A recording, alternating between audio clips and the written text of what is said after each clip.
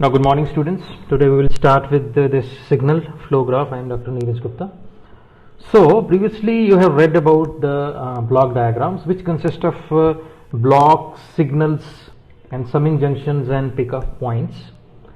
However, the signal flow graph it consists of the branches which actually represents the system. That it consists of the branches which represents the system, and secondly nodes which represents the signals. So the branches in this case represents the system, that is let us suppose that we have the system having transfer function gs, so it is represented by this branch, and the signal is represented by the node, like we have vs here. So here it shows the signal flow graph components. In this case, the first is the system, in this case that is gs, and second B is the signal, that is Vs, and how these systems and the signals can be interconnected is shown here in the diagram C. Now a system is actually represented by this line like that, and with an arrow showing the direction of the signal flow, like here showing the direction of the signal flow through the system. Now adjacent to the line we write the transfer function, like we have written the transfer function g1 minus g2 g3, and we have written the transfer function adjacent to this line. A signal is actually the node with the signal's name written adjacent to the node. So the signal is a node with the signal's name which is written adjacent to it.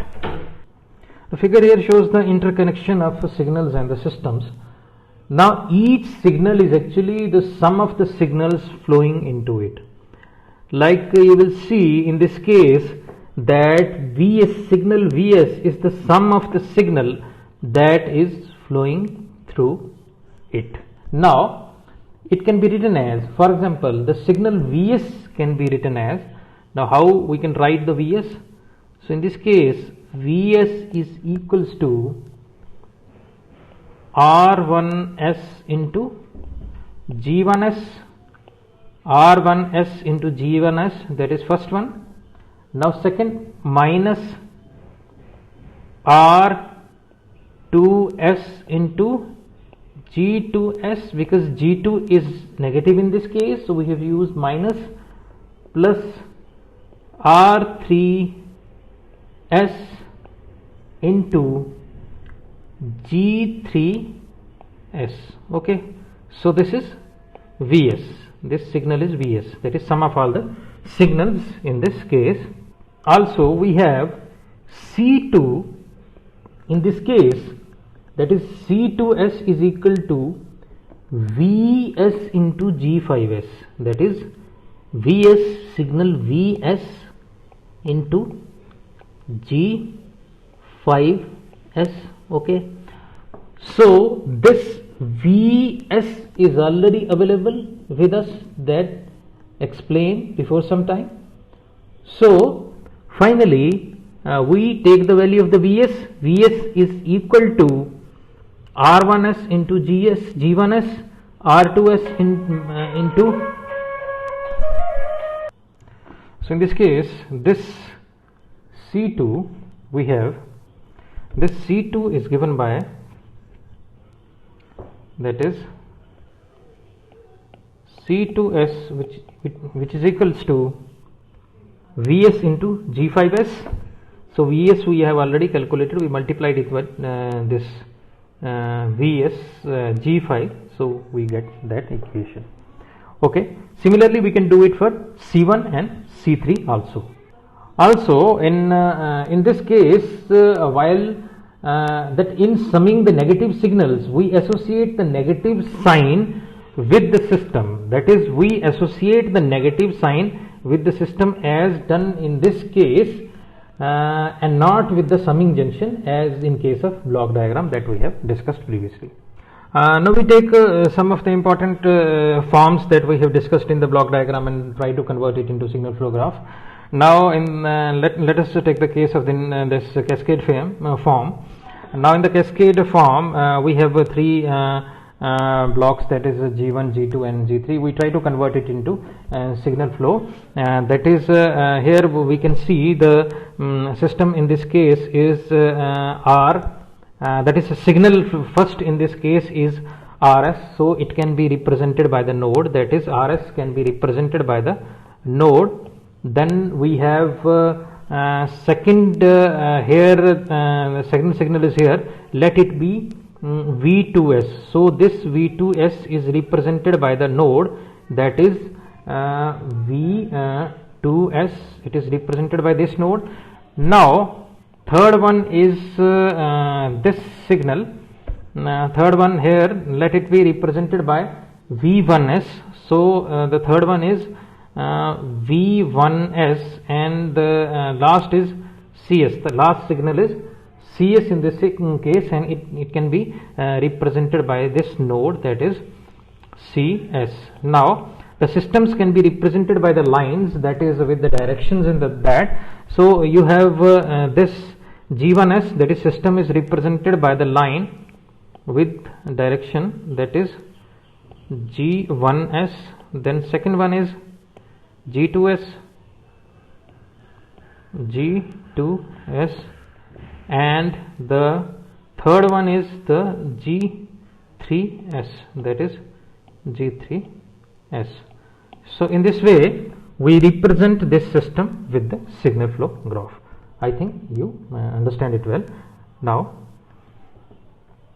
take the case of the parallel form that we have discussed. In this case we have signals, this signal RS, then we have the signal V1S, then we have the signal V2S and V3S, and finally we have the signal CS. So similarly, that in the similar way we can represent the signals here and then systems also. That is the RS is placed here, that is RS is placed here. Then after that we have V1S. Then after that we have the second signal, that is V2S. Then after that we have the third signal, that is V3S, and after that finally we have this signal, that is CS. So we have CS. Now we have connected the signals. Now we will connect the systems in that. So systems can be connected like this one.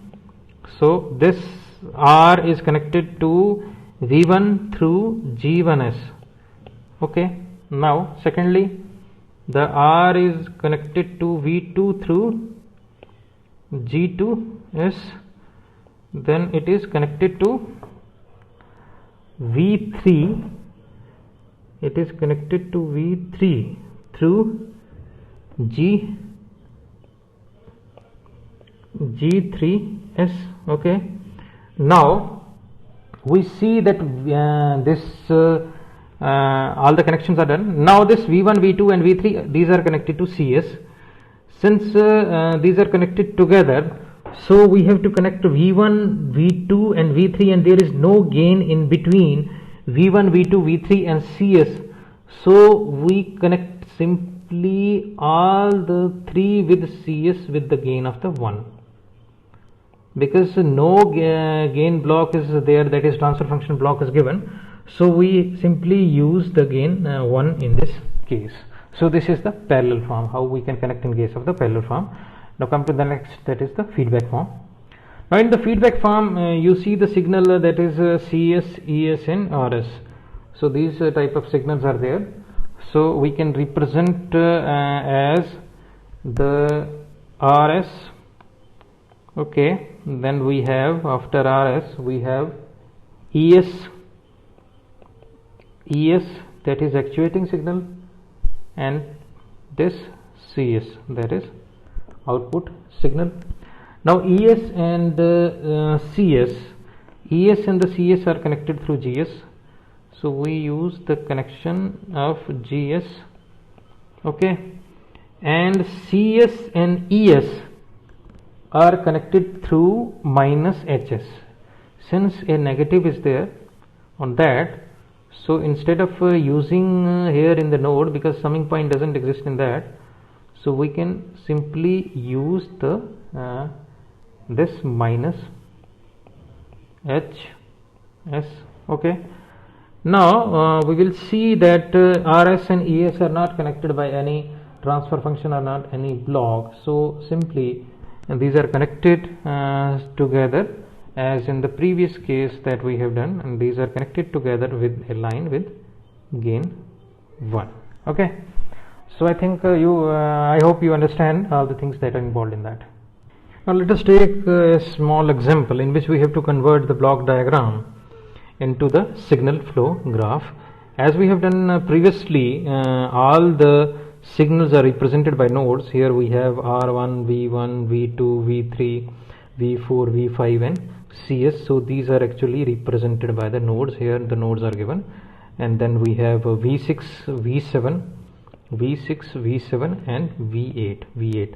So these are all the signals are connected by the all the signals are represented by the nodes in this case. Now after that, now in the second case, first we interconnect the nodes showing the direction of the signal flow and identifying each transfer function. And whatever we have done in the previous cases, we have done like that. That is, we represent the systems also. In this case, we connect these two signals and by this line, and then show also what is the transfer function in that very case also with the direction. Then what is the direction of that? If the forward direction, then it can be written, and if the feed by direction, then it can be written, it can be drawn like that. Now one more point is that negative signs of the summing junction of the block diagram are represented by the negative transfer function as discussed previously. That is, there is no summing junction in that, so it can be represented by the negative transfer function of the signal flow graph. So this is represented by this. Now one more very important point from this solution point of view, that if we can simplify the signal flow graph to this as shown here in this diagram, that is, we can simplify this graph to this by eliminating the signals that have a single flow in and the single flow out. As you have seen in this case, the nodes, that is V2, okay, it has single flow in and the single flow out. It can be merged into one, that is G1S into 1 G1S. Then single flow in, single flow out is this one. So we can multiply H2S into -1, so it is H2S.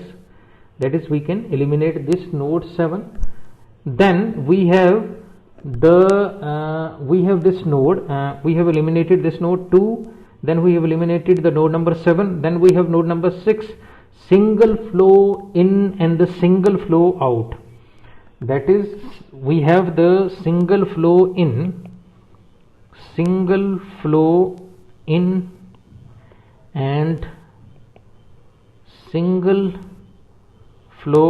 out. So here we have the single flow in and single flow out, so it can be eliminated by multiplication of both the transfer function, that is H1S into -1, so minus H1S and finally this is one more node is there, that is V8. We have the single flow in and single flow out, so H3 is multiplied by -1, so this is minus H3.